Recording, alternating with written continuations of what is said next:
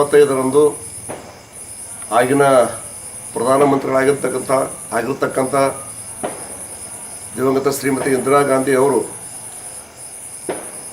ಈ ದೇಶದ ಮೇಲೆ ತುರ್ತು ಪರಿಸ್ಥಿತಿಯನ್ನು ಘೋಷಣೆ ಮಾಡಿ ಪ್ರಜಾಪ್ರಭುತ್ವದ ಕಗ್ಗೊಲೆ ಮಾಡಿರ್ತಕ್ಕಂಥ ಕರಾಳ ಇತಿಹಾಸ ನೆನಪು ಮಾಡಿಕೊಳ್ತಕ್ಕಂಥ ದಿವಸ ಜೂನ್ 25, 2026 ಈ ದಿವಸ. ಇವತ್ತು ಆ ಪಕ್ಷದ ಮುಖಂಡರು, ವಿರೋಧ ಪಕ್ಷದ ನಾಯಕರು, ಲೋಕಸಭೆಯಲ್ಲಿ ವಿರೋಧ ಪಕ್ಷದ ನಾಯಕರಾಗಿ ಕೆಲಸ ಮಾಡ್ತಕ್ಕಂಥ ಸನ್ಮಾನ್ಯ ಶ್ರೀ ರಾಹುಲ್ ಗಾಂಧಿ ಅವರು ಮತ್ತು ಇವತ್ತಿನ ಕರ್ನಾಟಕ ರಾಜ್ಯದ ಕಾಂಗ್ರೆಸ್ ಪಕ್ಷದ ನಾಯಕರಾಗಿರ್ತಕ್ಕಂಥ ಅಧ್ಯಕ್ಷರಾಗಿರ್ತಕ್ಕಂಥ BK ಹರಿಪ್ರಸಾದ್ ಅವರು ಕೂಡ ಕಾಂಗ್ರೆಸ್ ಪಕ್ಷ ಸಂವಿಧಾನದ ರಕ್ಷಣೆ ಮಾಡ್ತೈತಿ ಅಂತಕ್ಕಂಥ ಮಾತನ್ನು ಪದೇ ಪದೇ ಹೇಳ್ತಾರೆ, ಪದೇ ಪದೇ ಭಾಷಣದ ಹೇಳ್ತಕ್ಕಂಥ ನೋಡಾಕತ್ತೀವಿ. ಕಾಂಗ್ರೆಸ್ನ ಬಹುತೇಕ ನಾಯಕರ ಮೇಲೆ ಪ್ರಜಾಪ್ರಭುತ್ವದ ಕಗ್ಗೊಲೆಯನ್ನು ಮಾಡಿ ಸಂವಿಧಾನ ಬಾಹಿರವಾಗಿ ಸಂವಿಧಾನ ಶಿಲ್ಪಿ ಸನ್ಮಾನ್ಯ ಶ್ರೀ ಬಾಬಾ ಸಾಹೇಬ್ ಅಂಬೇಡ್ಕರ್ ಅವರು ಬರೆದತಕ್ಕಂಥ ಸಂವಿಧಾನವನ್ನು ಧಿಕ್ಕರಿಸಿ ಈ ದೇಶದ ಮೇಲೆ ತುರ್ತು ಪರಿಸ್ಥಿತಿ ಹೇರಿರ್ತಕ್ಕಂಥ ಕೆಲಸವನ್ನು ಮಾಡಿರ್ತಕ್ಕಂಥ ಪಕ್ಷ ಯಾವುದಾದ್ರೂ ಕಾಂಗ್ರೆಸ್ ಪಕ್ಷ. ಆ ಕಾಂಗ್ರೆಸ್ ಪಕ್ಷ ಮತ್ತೊಮ್ಮೆ ಆತ್ಮಾವಲೋಕನೆಯನ್ನು ಮಾಡ್ಕೋಬೇಕು ಅಂತಕ್ಕಂಥ ಮಾತನ್ನು ಹೇಳಿಕ್ಕೆ ಬಯಸ್ತೀನಿ. ನಿಮಗೆ ಕಾಂಗ್ರೆಸ್ ಪಕ್ಷಕ್ಕೆ ಸಂವಿಧಾನದ ಬಗ್ಗೆ ಮತ್ತು ಪ್ರಜಾಪ್ರಭುತ್ವದ ಬಗ್ಗೆ ಮಾತನಾಡ್ತಕ್ಕಂಥ ನೈತಿಕ ಹಕ್ಕು ನಿಮಗಿಲ್ಲ. ತುರ್ತು ಪರಿಸ್ಥಿತಿ ಯಾವಾಗ ತರಬೇಕು ಅಂತ ಹೇಳಿದ್ರೆ ಆ ಸಂವಿಧಾನದಲ್ಲಿ ಒಂದು ಕಲಮಿದೆ.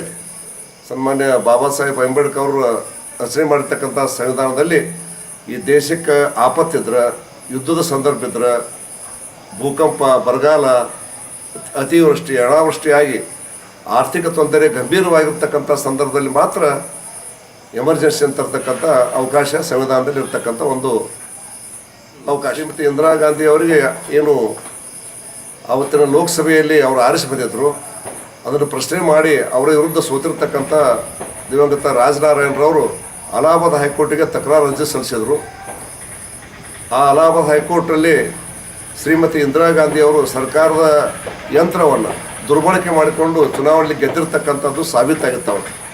ಆವತ್ತಿನ ತಹಶೀಲ್ದಾರ್ ಇರ್ಬೋದು, AC ಇರ್ಬೋದು, ವಿಲೇಜ್ ಅಕೌಂಟೆಂಟ್ ಇರ್ಬೋದು, ಒಟ್ಟಾರೆ ಸರ್ಕಾರಿ ಯಂತ್ರವನ್ನು ಬಳಕೆ ಮಾಡಿರ್ತಕ್ಕಂಥದ್ದು ಸಾಕ್ಷಿ ಸಮೇತ ಕೋರ್ಟ್ನಲ್ಲಿ ಹಾಜರುಪಡಿಸಿದ ಸಲುವಾಗಿ ಆ ಕೋರ್ಟ್ನಲ್ಲಿ ಸಿದ್ಧಾಗಿತ್ತು.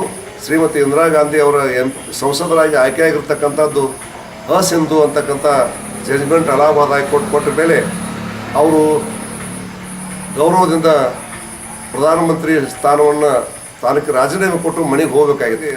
ಆ ಕುರ್ಚಿ ಆಸೆಯಿಂದ, ನಮ್ಮ ಕುರ್ಚಿಗೆ ಬಂದಿರತಕ್ಕಂಥ ಕುತ್ತಿನಿಂದ ದೇಶಕ್ಕೆ ಯಾವ ಕುತ್ತು ಬಂದಿರಲಿಲ್ಲ. ಶ್ರೀಮತಿ ಇಂದಿರಾ ಗಾಂಧಿ ಅವರ ಕುರ್ಚಿ ಕುತ್ತು ಬಂದಿತ್ತು. ಆವಾಗ ಅವರು ವಿನಾಕಾರಣವಾಗಿ ದೇಶಕ್ಕೆ ಗಂಡಾಂತರ ಬಂದಿದೆ ಅಂತಕ್ಕಂಥ ಸುಳ್ಳು ಹೇಳಿ ಎಮರ್ಜೆನ್ಸಿಯನ್ನು ಸಾರಿ ವಿರೋಧ ಪಕ್ಷದ ನಾಯಕರನ್ನೆಲ್ಲ ಜೈಲಿಗೆ ಕಳಿಸಿರ್ತಕ್ಕಂಥ ಒಂದು ಕೆಟ್ಟ ಕೆಲಸವನ್ನು ಮಾಡಿರ್ತಕ್ಕಂಥ ಪಕ್ಷ ಯಾವುದಾದ್ರೂ ಕಾಂಗ್ರೆಸ್ ಪಕ್ಷ. ಶ್ರೀಮತಿ ಇಂದಿರಾ ಗಾಂಧಿ ಪಕ್ಷದ ಆವಾಗಿನ ನಾಯಕರಾಗಿರ್ತಕ್ಕಂಥ ಜನಸಂಘದ ನಾಯಕರಾಗಿರ್ತಕ್ಕಂಥ ಸನ್ಮಾನ್ಯ ಶ್ರೀ ಅಟಲ್ ಬಿಹಾರಿ ವಾಜಪೇಯಿ ಅವರು, LK ಅದ್ವಾನಿ ಅವರು, ಸಂಸ್ಥಾ ಕಾಂಗ್ರೆಸ್ನ ರಾಮಕೃಷ್ಣ ಹೆಗಡೆ ಅವರು, ಸನ್ಮಾನ್ಯ ದೇವೇಗೌಡರು, ಹಾಗೆ ಜಗನ್ನಾಥರಾವ್ ಜೋಶಿ ಅವರು, ನಮ್ಮ ಪಕ್ಷದ ಜನಸಂಘದ ಮುಖಂಡರನ್ನೆಲ್ಲ ಮನೆಯಾಗ ಕೂತಂಥವ್ರನ್ನ ಅರೆಸ್ಟ್ ಮಾಡ್ತಕ್ಕಂಥ ಕೆಲಸ ಆಯ್ತವ. ಅದ್ರ ಜೊತೆ ಕಮ್ಯುನಿಸ್ಟ್ ಪಾರ್ಟಿ ಕೆಲವು ನಾಯಕರನ್ನ ಅರೆಸ್ಟ್ ಮಾಡಿದ್ರು. ಹಾಗೆ ಸ್ವತಂತ್ರ ಪಕ್ಷದ ನಾಯಕರನ್ನ, ಸಮಾಜವಾದಿ ಪಕ್ಷದ ನಾಯಕರನ್ನ ಅರೆಸ್ಟ್ ಮಾಡಿ ಜೈಲಿಗೆ ಕಳಿಸ್ತಕ್ಕಂಥದ್ದಾಗಿತ್ತು. ಆಗಿನ ಕಾಲದಲ್ಲಿ 100 ಜನ ನಾಯಕರು ಜೈಲಿಗೆ ಹೋಗಿದ್ರೆ ಅದರಾಗಿ 80ರಷ್ಟು ಜನ ಭಾರತೀಯ ಜನಸಂಘದ ನಾಯಕರೇ ಅರೆಸ್ಟ್ ಆಗಿದ್ದರು. ಇನ್ನು 20ರಷ್ಟು ಜನ ಮಾತ್ರ ಬೇರೆ ಬೇರೆ ಪಕ್ಷದ ನಾಯಕರು ಅರೆಸ್ಟ್ ಆಗಿದ್ದರು. ಹೀಗಾಗಿ ಅದು ಕನಿಷ್ಠ ಸುಮಾರು ಮಾರ್ಚ್ 21, 1977ರವರೆಗೆ, ಅಂದರೆ 1.5 ವರ್ಷ, 18 ತಿಂಗಳು ಈ ದೇಶದ ಮೇಲೆ ಆ ಒಂದು ಕರಾಳ ಶಾಸನ ಇತ್ತು ಅಂತಕ್ಕಂಥದ್ದು ಒಂದು ಕಹಿ ನೆನಪು. ನಾರಾಯಣರವರ ನೇತೃತ್ವದಲ್ಲಿ ಲೋಕ ಸಂಘರ್ಷ ಸಮಿತಿ ಅಂತ ಒಂದು ಸಂಘ ರಚನೆ ಮಾಡಿ ಇಡೀ ದೇಶಾದ್ಯಂತ ಪ್ರತಿ ರಾಜ್ಯದಲ್ಲೂ ಕೂಡ, ಪ್ರತಿ ಜಿಲ್ಲೆಯಲ್ಲಿ, ಪ್ರತಿ ತಾಲೂಕಿನಲ್ಲೂ ಕೂಡ ಎಮರ್ಜೆನ್ಸಿಯನ್ನು ತೆಗೆದು ಹಾಕಬೇಕು ಅಂಥೇಳಿ ಒಂದು ದೊಡ್ಡ ಹೋರಾಟ ಕೂಡ ನಡೀತಾ ಇತ್ತು. ಆ ಸಂದರ್ಭದಲ್ಲಿ ಕೋಲಾರದಲ್ಲೂ ಕೂಡ ಆವಾಗ ನನಗೊಂದು 21 ವರ್ಷ ವಯಸ್ಸಾಗ 1975ಕ್ಕೆ ನಾನು ರಾಷ್ಟ್ರೀಯ ಸ್ವಯಂ ಸೇವಕ ಸಂಘದ ಪ್ರತಾಪ್ ಶಾಖೆಯ ಮುಖ್ಯ ಶಿಕ್ಷಕ ಆಗಿದ್ದೆ. ಆವಾಗ ಭಾರತೀಯ ಜನಸಂಘದ ಕಾರ್ಯಕರ್ತ ಕೂಡ ಆಗಿದ್ದೆ ಆವಾಗ ನಾನು. ಹೀಗಾಗಿ ನಮ್ಮ ಜಯಪ್ರಕಾಶ್ ನಾರಾಯಣರವರ ಆದೇಶದಂತೆ ನಾವು ಕೋಲಾರದಲ್ಲಿ ಒಂದು ಸಭೆಯನ್ನು ಮಾಡಿ ಬುಧವಾರ ದಿವಸ ಬಜಾರ್ ಡೇ ಇತ್ತು ಕೋಲಾರದಲ್ಲಿ, ಸಂತೆ ನೀಡ್ತಿತ್ತು. ಅವತ್ತು ಸುಮಾರು 40ರಿಂದ 50 ಜನ ಯುವಕರೆಲ್ಲ ಸೇರಿ ನಾವು ಈ ಒಂದು ಕರಾಳ ಶಾಸನದ ವಿರುದ್ಧ, ಎಮರ್ಜೆನ್ಸಿ ವಿರುದ್ಧ ಒಂದು ಪ್ರತಿಭಟನೆ ಮಾಡಿ ಕೋಲಾರ ಪೊಲೀಸ್ ಸ್ಟೇಷನ್ವರೆಗೆ ಬಂದಾಗ ಮರುದಿವಸ ಸಂಕ್ರಮಣದ ಉತ್ಸವ ಇದ್ದರೂ ಕೂಡ ನಾವು ಆ ದಿನವನ್ನು ನಾವು ಕೋಲಾರದ ಪೊಲೀಸ್ ಸ್ಟೇಷನ್ ಕಳೆದೇವಿ. ಆವಾಗ ಅಲ್ಲಿರ್ತಕ್ಕಂಥ ಕೂಡ 40 ಸಂಖ್ಯೆ ಎಲ್ಲೂ ಹೋರಾಟ ಮಾಡಿಲ್ಲ, ಬಿಜಾಪುರದಾಗ ಮಾಡಿಲ್ಲ. ನೀವು ಕೋಲಾರದಂಥ ಒಂದು ಸಣ್ಣ ಗ್ರಾಮದಲ್ಲಿ 40 ಜನ ಇವತ್ತು ಸತ್ಯಾಗ್ರಹ ಮಾಡ್ತಾರಂತ ಹೇಳಿದ್ರೆ ಇದು ನಮ್ಮ ಪೊಲೀಸ್ ಇಲಾಖೆಗೆ ಮತ್ತು ಸರ್ಕಾರಕ್ಕೆ ಅಪಮಾನ ಆಗತ್ತೆ ಅಂಥೇಳಿ ಎಲ್ಲರಿಗೂ ಭರವಸೆ ನೀವು ಮನೆಗೆ ಕಳಿಸ್ಬೇಕಂತೇಳಿ 40 ಜನರೊಳಗೆ 35 ಜನರನ್ನ ಅಂಜಿಕೆ ಹಾಕಿ ಬೆದರಿಸಿ ಅವ್ರಿಗೆ ಮನೆಗೆ ಕಳಿಸ್ತಂತ ಕೆಲಸ ಮಾಡಿದರು. ನಾನು ಮಾತ್ರ ನನ್ನ ಜೊತೆ ಇನ್ನೂ 4 ಜನ ಸೇರಿ 5 ಜನ ಮಾತ್ರ ನಾವು ಯಾವುದೇ ಬೆದರಿಕೆಗೆ ಹೆದರಲಿಲ್ಲ. ನಾವು ಬೇಕಾದಲ್ಲಿ ಜೈಲಿಗೆ ಹೋಗ್ತೇವೆ ಅಂತಕ್ಕಂಥ ಗಟ್ಟಿ ಮನಸ್ಸನ್ನು ಹೇಳಿದಾಗ ನಮ್ಮನ್ನು 5 ಜನರನ್ನ ಅವತ್ತು ಒಂದು 8 ದಿವಸ ಬಾಗೇವಾಡಿಲಿರ್ತಕ್ಕಂಥ ಒಂದು ಶೆಲ್ ಇತ್ತಲ್ಲಿ. ಆ ಶೆಲ್ನಾಗ ಅಲ್ಲೇ ಒಂದಕ್ಕೆ ಹೋಗಕ್ಕೆ ಒಂದು ಗಡಿಗೆ ಇಟ್ಟಿದ್ರು, ಅಲ್ಲೇ ಮಕ್ಕೋಬೇಕು, ಅಲ್ಲೇ ಊಟ ಮಾಡಬೇಕು. ಅದು ಕೆಟ್ಟ ಊಟ ಅಲ್ಲಿ ಕೊಡ್ತಕ್ಕಂಥದ್ದು, ಊಟ ಮಾಡಬೇಕು. ಆ ರೀತಿ ಒಳ್ಳೆಯ ಶೌಚಾಲಯ ಇಲ್ಲ. ಅಂಥದ್ರಲ್ಲಿ 8 ದಿವಸ ಕಳೆದೆವು ನಾವು. ಅದರಲ್ಲಿ ನಮ್ಮ ಹಿರಿಯರು, ನಮಗೆ ಸಂಘದ ಗುರುಗಳವರು, ಅವ್ರ ಜೊತೆ ದುಂಡಪ್ಪ ಕೊಠಾರಿ ಅಂತ ಅವರು ಇವತ್ತು ತೀರ್ಕೊಂಡು ಹೋಗಿದ್ದಾರೆ. ಅವರೊಬ್ಬ ಕಟ್ಟಡ ಕಟ್ಟತಕ್ಕಂಥ ಕೆಲಸ ಇದ್ದರೂ ಕೂಡ ದೇಶ ಸಲುವಾಗಿ ಅವರು ಕೂಡ ಜೈಲಿಗೆ ಬಂದಿದ್ದರು. ಇನ್ನೊಬ್ಬರು ಟೇಲರ್ ಜೀವಂತ ಅದಾರ, ಗಜಾನನ ಕರ್ಣೆ ಅಂತ ಹೇಳ್ಕಂದು ಇವತ್ತಿಗೂ ಕೂಡ ಅರಬಿ ಹೊಲದವ್ರು ಬದುಕ್ತಾರೆ, ಇನ್ನೂ ಅವ್ರು ಜೀವಂತ ಅದಾರ. ಹಾಗೆ ಇನ್ನೊಬ್ಬ ಪತಂಗಿ ಶ್ರೀಸರ ಪತಂಗಿ ಅಂತ ಒಬ್ಬರು. ಈಗ ನಾವು 5 ಜನರನ್ನ ಎಮರ್ಜೆನ್ಸಿ ಕಾಲದಲ್ಲಿ 8 ದಿವಸ ಬಾಗೇವಾಡಿ ಶೆಲ್ನಲ್ಲಿ ಇಟ್ಟಿದ್ರು. ಆಮೇಲೆ 20 ದಿವಸ ಬಿಜಾಪುರ ದರ್ಗಾ ಜೈಲಲ್ಲಿ ಇಟ್ಟರು. ನಮಗೆ 30 ದಿವಸ DIR ಮೇಲೆ ಶಿಕ್ಷೆ ಆಗಿ 30 ದಿವಸದಿಂದ ಹೊರಗೆ ಬಂದಿರತಕ್ಕಂಥದ್ದು. ಅವಡೀ ದೇಶ ತುಂಬ ದೊಡ್ಡ ದುರ್ಘಟನೆಗಳು ನಡೆದೋದು. ದೊಡ್ಡ ಕಾರ್ಮಿಕ ನಾಯಕರಾಗಿದ್ದರು ಅವರು, ಮುಂಬೈದಿಂದ ಆರಿಸಿ ಬರ್ತಿದ್ರು ಅವರು. ತಮ್ಮ ಮೈಕಲ್ ಫರ್ನಾಂಡಿಸ್ಗಂತೂ ಭಾಳ ಚಿತ್ರ ವಿಷಯ ಕೊಟ್ಟಿದ್ರು ಕಚೇರಿ ಒಳಗೆ. ಭಾಳಷ್ಟು ಅನ್ಯಾಯಗಳು ನಡೆದೋದು. ಹಾಗೇನೆ ಆ ಸಂದರ್ಭದಲ್ಲಿ ಒತ್ತಾಯದ ಕುಟುಂಬ ಯೋಜನೆ ಮಾಡ್ತಕ್ಕಂಥದ್ದು, ಸುಮ್ಮನೆ ಗಂಡು ಮಕ್ಕಳು ಹಿಡ್ಕೊಂಡು ಹೋಗೋದೈತೆ, ಅವು ಒಪ್ಪಲಿ ಬಿಡಲಿ ಅವ್ರದ್ದು ನರ ಕಟ್ ಮಾಡ್ತಕ್ಕಂಥ ಒಂದು ಕೆಲಸ ದೇಶ ತುಂಬ ನಡೀತಾವೆ. ಶ್ರೀಮತಿ ಇಂದಿರಾ ಗಾಂಧಿ ಅವ್ರ ಮಗ ಸಂಜಯ್ ಗಾಂಧಿ ಇದ್ರು ಅವಾಗ. ಹೀಗಾಗಿ ದಿಲ್ಲಿ ಒಳಗಿರ್ತಕ್ಕಂಥ ಒಂದು ಮುಸ್ಲಿಂ ಬಾಹುಳ್ಯದ ಒಂದು ಏರಿಯಾ ಇತ್ತು. ಅದಕ್ಕೆ ತುರ್ಕ್ಮನ್ ಏರಿಯಾ ಅಂತ ಕರಿತಿದ್ದೆ. ತುರ್ಕ್ಮನ್ ಗೇಟ್ ಪ್ರಸಂಗತಿ ಇವತ್ತು ಜಾರಿ ಐತೆ. ಅದನ್ನು ಬುಲ್ಡೋಜರ್ ಕಿತ್ತು ಹಾಕಿರ್ತಕ್ಕಂಥದ್ದು ಸಂಜಯ್ ಗಾಂಧಿ ಮಾಡಿರ್ತಕ್ಕಂಥ ಒಂದು ಘಟನೆ ಅದು. ಇಡೀ ದೇಶ ತುಂಬ ಅನಾನುಕೂಲ ಆದರೂ ಕೂಡ ಪತ್ರಿಕೆಯಲ್ಲಿ ಏನೂ ಬರ್ತಿದ್ದಿಲ್ಲ. ಆವಾಗ ಆಕಾಶವಾಣಿ ಮಾತ್ರ ಇತ್ತು. ಪತ್ರಿಕೆಗಳಿದ್ರೂ ಕೂಡ ಏನೋ ಸುದ್ದಿ ಕಳಿಸ್ಬೇಕಾದ್ರೂ ಸೆನ್ಸಾರ್ ಆಗಿ ಬರ್ತಿದ್ವು ಎಲ್ಲ. ದೇಶಕ್ಕೆ ಸರ್ಕಾರಕ್ಕೆ ಒಳ್ಳೇದು ಹೇಳಿದ್ರೆ ಮಾತ್ರ ಅದನ್ನು ಪ್ರಿಂಟ್ ಮಾಡಬೇಕು, ಸರ್ಕಾರದ ವಿರುದ್ಧ ಏನಾರು ಹೇಳಿದ್ರೆ ಪ್ರಿಂಟ್ ಆಗೋಗಿಲ್ಲ. ಎಲ್ಲವನ್ನು ಹರಣ ಮಾಡಿದ್ರು ಅವಾಗ. ಹೀಗಾಗಿ ಒಂಥರ ಎಲ್ಲ ಕಡೆ ಕತ್ತಲು ಕಳೆದಂಗೆ ಆಗಿತ್ತು ಅವಾಗ. ಈ ಎಲ್ಲ ವಿಷಯಗಳನ್ನು ಮುಂದೆ ಅವಾಗ ಜಗತ್ತಿಗೆ ಹೇಳ್ತಕ್ಕಂಥ ಕೆಲಸವನ್ನು ಹಲವಾರು ನಾಯಕರು ಮಾಡಿದರು. ಅದರಾಗ ಡಾಕ್ಟರ್ ಸುಬ್ರಹ್ಮಣ್ಯ ಸ್ವಾಮಿ ಅವರು ಕೂಡ ಒಬ್ಬರು. ಆ ಭಾಗದಾಗ ಹೇಳಿದಾಗ ಅಮೇರಿಕಾ, ಯುರೋಪ್ ಖಂಡದ ಎಲ್ಲ ದೇಶಗಳು ನೀವು ಎಮರ್ಜೆನ್ಸಿ ತೆಗಿಲಿಕ್ಕಂದ್ರೆ ನಿಮ್ಗೆ 1 ಪೈಸೆ ಸಾಲ ಕೊಡೋದಿಲ್ಲ, ಸಹಾಯ ಮಾಡೋದಿಲ್ಲ ಅಂತಕ್ಕಂಥ ಮಾತನ್ನು ಒತ್ತಡ ಹೇಳಿದಾಗ ಅನಿವಾರ್ಯವಾಗಿ ಶ್ರೀಮತಿ ಇಂದಿರಾ ಗಾಂಧಿ ಅವರು 1.5 ವರ್ಷದ ನಂತರ ಆ ಎಮರ್ಜೆನ್ಸಿ ಹಿಂತಕೊಂಡ್ರು. ಆವಾಗ ಒಂದು ಪಾರ್ಲಿಮೆಂಟ್ರಿ ಚುನಾವಣೆ ಆಯಿತು 77ರೊಳಗೆ. ಆವಾಗಿನ ಇರ್ತಕ್ಕಂಥ ನಮ್ಮ ಎಲ್ಲ ನಾಯಕರು ಸೇರಿ ದೇಶ ಸಲುವಾಗಿ ಭಾರತೀಯ ಜನಸಂಘವನ್ನು ಕೂಡ ವಿಸರ್ಜನೆ ಮಾಡೋಣ.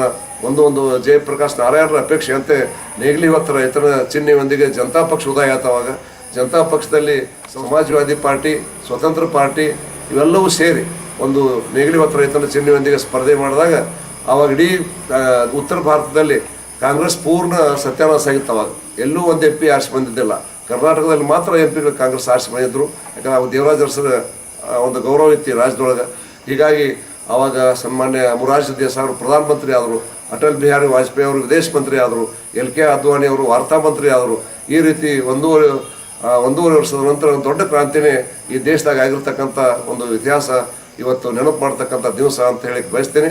ಇವತ್ತು ಕೇಂದ್ರ ಸರ್ಕಾರ ವಿಚಾರವನ್ನು ಪಠ್ಯಪುಸ್ತಕದಲ್ಲಿ ಸೇರಿಸ್ತಕ್ಕಂಥ ಕೆಲಸವನ್ನು ಮಾಡಬೇಕು. ಯಾಕಂತ ಹೇಳಿದ್ರೆ ಮುಂದೆ ಎಂದೂ ಕೂಡ ಯಾರೂ ಕೂಡ ಯಾವುದೇ ಪಕ್ಷ ಆಡಳಿತ ಮಾಡಿದ್ರು ಕೂಡ ಮತ್ತೊಮ್ಮೆ ಈ ದೇಶದ ಮೇಲೆ ಎಮರ್ಜೆನ್ಸಿ ತರಬಾರ್ದು. ಅದು ನಮ್ಮ ಈ ಪೀಳಿಗೆಗೆ ಗೊತ್ತಾಗಬೇಕು ಅಂತೇಳಿ ಇವತ್ತನ್ನು ಪಠ್ಯಪುಸ್ತಕದಲ್ಲಿ ಸೇರಿಸ್ತಕ್ಕಂಥ ಕೆಲಸವನ್ನು ಕೇಂದ್ರ ಸರ್ಕಾರ ಮಾಡಿದೆ. ಅದು ಒಳ್ಳೆಯ ಕೆಲಸ ಅಂತಕ್ಕಂಥ ಮಾತನ್ನು ಹೇಳಕ್ಕೆ ಬಯಸ್ತೇನೆ. ಮತ್ತು ಈ ಕಾಂಗ್ರೆಸ್ ಇವತ್ತು ನಿಜವಾದ ಕಾಂಗ್ರೆಸ್ ಅಲ್ಲ. ನಿಜವಾದ ಕಾಂಗ್ರೆಸ್ ಇದ್ದರೂ ಮಹಾತ್ಮ ಗಾಂಧಿ ವಿಸರ್ಜನೆ ಮಾಡೋದು ಹೇಳಿದರು. ಆದರೆ ಶ್ರೀಮತಿ ಇಂದಿರಾ ಗಾಂಧಿಯವರು ಆವಾಗಿದ್ದಂಥ ಬಹಳಷ್ಟು ನಾಯಕರು, ದಿವಂಗತ S ನಿಜಲಿಂಗಪ್ಪ ಇರ್ಬೋದು, ಕಾಮರಾಜ್ ಇರ್ಬೋದು, ಆಗಿದ್ದಂಥ ಬಹುತೇಕ ಇವರ ರಾಮಕೃಷ್ಣ ಹೆಗಡೆ ಅವರು ಇರ್ಬೋದು, ದೇವೇಗೌಡರು ಇರ್ಬೋದು, ಅವೆಲ್ಲ ಸೇರಿ ಸಂಸ್ಥಾ ಕಾಂಗ್ರೆಸ್ ಹತ್ತು ಹೊಡಿತಾವ ಕಾಲದಾಗ. ಇಂದಿರಾ ಕಾಂಗ್ರೆಸ್ ಹತ್ತು ಅವ್ರದೇ ಒಂದು ಸೆಪ್ರೇಟ್ ಕಾಂಗ್ರೆಸ್ ಆಯ್ತು. ಹೀಗಾಗಿ ಕಾಂಗ್ರೆಸ್ ಕಾಂಗ್ರೆಸ್ ಸಂಸ್ಥಾ ಮತ್ತು ಅಂತಕ್ಕಂಥ 2 ಪಕ್ಷ ಆಗಿದ್ದು ಕೂಡ ಅದೇ ಸಂದರ್ಭದಲ್ಲಿ ಅಂತಕ್ಕಂಥ ಮಾತನ್ನು ಹೇಳಕ್ಕೆ ಬಯಸ್ತೇನೆ. ಒಟ್ಟಾರೆ ಸಂವಿಧಾನದ ಬಗ್ಗೆ ಅದನ್ನು ಉಳಿಸುವ ಬಗ್ಗೆ ಆಗಲಿ ಮತ್ತೊಂದರ ಬಗ್ಗೆ ಆಗಲಿ ಕಾಂಗ್ರೆಸ್ ಪಕ್ಷಕ್ಕೆ ಮಾತನಾಡ್ತಕ್ಕಂಥ ನೈತಿಕ ಹಕ್ಕು ಏನೂ ಇಲ್ಲ. ನಿಜವಾದ ಸಂವಿಧಾನ ಉಳಿಸ್ತಕ್ಕಂಥ ಪಕ್ಷ ಯಾವುದಾದ್ರೂ ಭಾರತೀಯ ಜನತಾ ಪಾರ್ಟಿ ಅಂತಕ್ಕಂಥ ಮಾತನ್ನು ಹೇಳಕ್ಕೆ ಬಯಸ್ತೀನಿ. ಸರ್ವಮಂಗಳ ಮಾಂಗಲ್ಯೆ ಶಿವೆ ಸರ್ವಾರ್ಥ ಸಾಧಿಕೆ ಶರಣ್ಯೆ ತ್ರಯಂಬಕೆ ದೇವಿ ನಾರಾಯಣಿ ನಮೋಸ್ತುತೆ. ಶ್ರೀ ಸಿಗಂದೂರು ಚೌಡೇಶ್ವರಿ ಜ್ಯೋತಿಷ್ಯರು ಪ್ರಖ್ಯಾತ ಮಾಂತ್ರಿಕರು, ನಂಬರ್ 1 ವಶೀಕರಣ ಸ್ಪೆಷಲಿಸ್ಟ್. ಸಿಗಂದೂರು ಚೌಡೇಶ್ವರಿ ತಾಯಿ ಪ್ರಮಾಣವಾಗಿ ಕೇರಳ ಕೊಳ್ಳೆಗಾಲ ಪೂಜಾ ಪದ್ಧತಿಯಿಂದ 100% ಗ್ಯಾರಂಟಿ ಪರಿಹಾರ. ಅನ್ನಪೂರ್ಣೇಶ್ವರಿ ದೇವಿ, ಶ್ರೀ ಮಾರಿಕಾಂಬಾ ದೇವಿ, ಶ್ರೀ ಶಾರದಾ ದೇವಿ, ಶ್ರೀ ಸಿಗಂದೂರು ಚೌಡೇಶ್ವರಿ ದೇವಿ ಹಾಗೂ ಶ್ರೀ ಮೂಕಾಂಬಿಕಾ ದೇವಿಯ ಪೂಜಾ ಶಕ್ತಿಯಿಂದ ನಿಮ್ಮ ಸರ್ವ ಸಮಸ್ಯೆಗಳಾದ ವಿದ್ಯೆ, ಉದ್ಯೋಗ, ವ್ಯಾಪಾರ, ಸಂತಾನ, ಸತಿಪತಿ ಕಲಹ, ದಾಂಪತ್ಯ, ಹಣಕಾಸು, ಪ್ರೇಮ ವಿಚಾರ, ಕೋರ್ಟ್ ಕೇಸ್, ಜಾಗ ಜಮೀನು ಇನ್ನಿತರ ಸಮಸ್ಯೆಗಳಿಗೆ ನೇರ ಪರಿಹಾರ ತಿಳಿಸುತ್ತಾರೆ. ವಿಶೇಷ ಸೂಚನೆ: ಸ್ತ್ರೀಯರಿಗೆ ವಿಶೇಷ ಪರಿಹಾರ. ನಿಮ್ಮ ಸಮಸ್ಯೆಗಳಾದ ಕೆಲಸದಲ್ಲಿ ತೊಂದರೆ, ವಿವಾಹ ವಿಳಂಬ, ಪ್ರೀತಿ ಪ್ರೇಮ ವಿಚಾರ, ಗಂಡ ಹೆಂಡತಿ ಗುಪ್ತ ಸಮಸ್ಯೆ, ಗಂಡ ಪರಸ್ತ್ರೀಯರನ್ನು ಬಿಡಿಸಲು, ಮಕ್ಕಳು ಮಾತು ಕೇಳಲು, ಶತ್ರುನಾಶ, ಮಾಟ ಮಂತ್ರ, ಪ್ರೀತಿಯಲ್ಲಿ ನಂಬಿ ಮೋಸ, ಇಷ್ಟಪಟ್ಟವರು ನಿಮ್ಮಂತೆ ಆಗಲು, ಸ್ತ್ರೀ ವಶೀಕರಣ, ಪುರುಷ ವಶೀಕರಣ, ಲಕ್ಷ್ಮೀ ವಶೀಕರಣ, ಲೈಂಗಿಕ ವಶೀಕರಣ, ಯಾವುದೇ ಹಳ್ಳಿ, ತಾಲೂಕು, ಜಿಲ್ಲೆ, ಸ್ಥಳದಿಂದ ಕರೆ ಮಾಡಿದರೆ ಫೋನಿನ ಮೂಲಕ ಪರಿಹಾರ. ಫೋನಿನ ಮೂಲಕ ನಿಮ್ಮೆಲ್ಲ ಸಮಸ್ಯೆಗಳಿಗೆ ಪರಿಹಾರ ನೀಡುತ್ತಾರೆ. ಪಂಡಿತ್ ರಾಘವೇಂದ್ರ ಜೋಶಿ. ಸಂಪರ್ಕಿಸಿ. Mobile number 9901238550.